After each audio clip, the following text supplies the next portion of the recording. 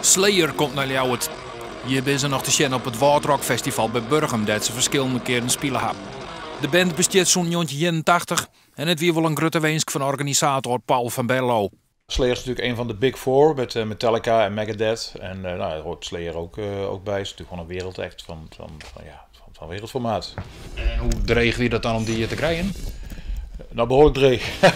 Het is altijd lastig met dat soort bands. Het is nooit zo dat je even belt en dat ze dan zeggen, ja dat is goed. Er komt veel bij kijken en vooral veel geduld hebben. En een dikke zak met geld helpt vaak ook wel.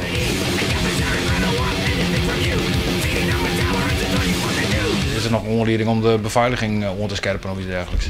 Oh, daar heb ik nog niet eens over nagedacht.